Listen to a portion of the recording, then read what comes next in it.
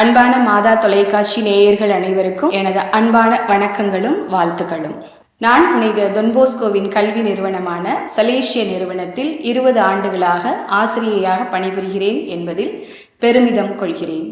புனித தொன்போஸ்கோவின் பொன்மொழிகளில் என்னை மிகவும் கவர்ந்தது, நம்பிக்கையும் அன்பும் இல்லாமல் உண்மையான கல்வி இருக்க முடியாது.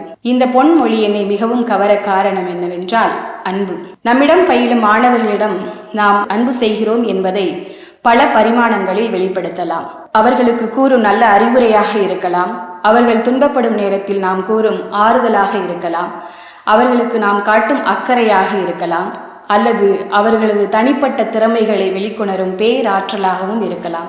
இப்படி அன்பை நாம் பல பரிமாணங்களில் அவர்களிடம் செலுத்துகிறோம் என்பதை அவர்கள் புரிந்தும் உணர்ந்தும் கொண்டால், புனித தொன்போஸ்கோவின் விருப்பப்படி இளையோர் அனைவரும் நம்மை தேடி வந்து அவர்களுக்கு நாம் செய்யும் கல்வி பணியை முறையாக பயின்று வாழ்வில் மேன்மையடைவார்கள் என்பது நான் கற்றுக்கொண்ட உன்னதமான பண்பு. இரண்டாவதாக, நான் ஆசிரிய பணியை தேர்ந்து கொண்ட போது எனது எண்ணம், ஆசிரியை என்பவள் மாணவனின் தவறுகளை தண்டித்து கண்டித்து திருத்துவது என்பது எனது எண்ணமாக இருந்தது. ஆனால் புனித தொன்போஸ்கோவின் கல்வி நிறுவனத்தில் ஆசிரியையாக பணியேற்ற பின்பு தொன்போஸ்கோவின் உடன் இருப்பு என்ற உன்னதமான பண்பு என்னை முழுவதுமாக மாற்றியது. மாணவர்கள் தவறு செய்யாத வண்ணம் அவர்களோடு உடன் இருந்து அவர்களை வழிகாட்டுதல் மூலம் அவர்கள் வாழ்வில் மேன்மை அடைவார்கள் என்பதை இந்த உடனிருப்பு என்ற கொள்கையின் மூலம் நான் அறிந்து கொண்ட உன்னதமான பண்பு.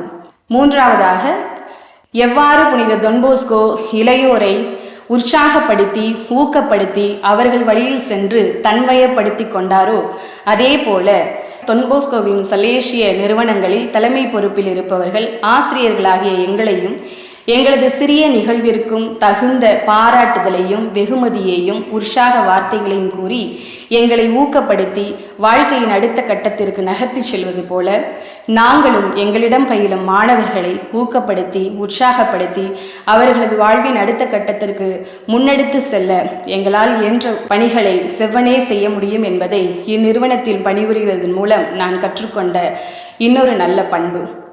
இவ்வாறு புனித தொன்போஸ்கோவின் அன்பு செய்வதன் மூலம், அவர்களோடு உடனிருத்தல் மூலம், அவர்களை ஊக்கப்படுத்துவதன் மூலம் இளையோரை சமுதாயத்தில் நல்ல மனிதனாக மாற்ற முடியும் என்ற இந்த பதிவினை உங்களோடு பகிர்ந்து கொள்வதில் பெருமை அடைகின்றேன்.